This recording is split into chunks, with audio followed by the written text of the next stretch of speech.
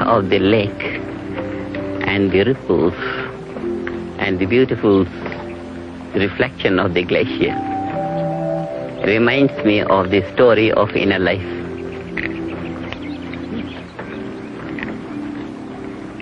The mind is deep like a lake. The ripples on the surface represent the conscious mind, the activity of the mind on the surface. And the whole depth of the lake is silent. And that is the subconscious mind, which is not used by the waves. But if the waves could deepen and incorporate more silent levels of the water, the waves could become the waves of the ocean, the mighty waves. This is what happens in transcendental meditation. The surface activity of the conscious mind deepens and incorporates within its fold the depth of the subconscious. And with practice, nothing remains subconscious. The whole subconscious becomes conscious. And a man starts using full potential of the mind. And the reflection of the glacier on the water is like the impression of the objects that the mind perceives. And as long as the mind is not capable of maintaining its essential nature, which is bliss consciousness, so long the mind gets imprinted by the perceptions of the objects, and this is called the bondage of the mind. The mind loses bliss consciousness and gains the joy of the reflections of the world, the joy of the relative order, losing the bliss of the absolute, eternal being. When the mind is not capable of maintaining its essential nature, the bliss consciousness, and is overshadowed by the reflections of the object of perception, then only the object remains and the subject as if becomes annihilated. This annihilation of the subjective nature within is a great loss. It's a loss of eternal bliss at the cost of temporary joys.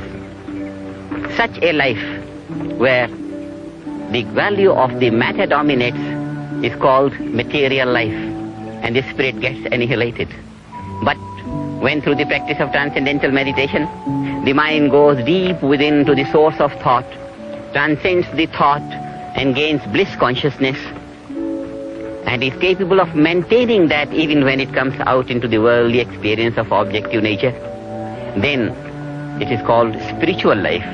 That the spirit is not capable of being overshadowed anymore by the objective experience. And this is spiritual life. This is life in eternal liberation.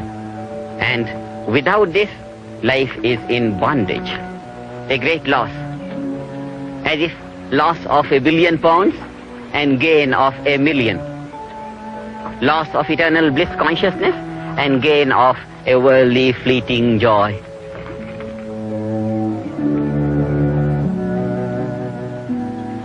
The vision of the lake brings about a great teaching of spiritual life.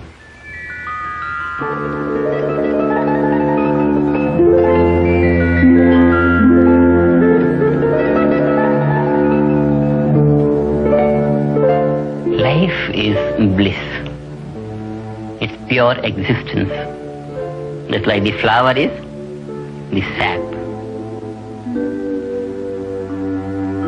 Different layers of manifestation of pure existence, pure being, absolute consciousness, pure intelligence. This is what life is.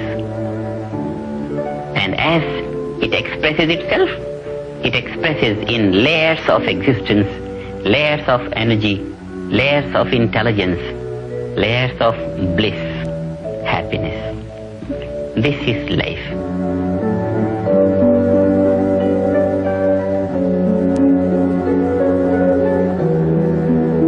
See all this beautiful nature. people in their sad and miserable moods, in their stressed and strained life, even if they come out to this beautiful nature, they can't enjoy.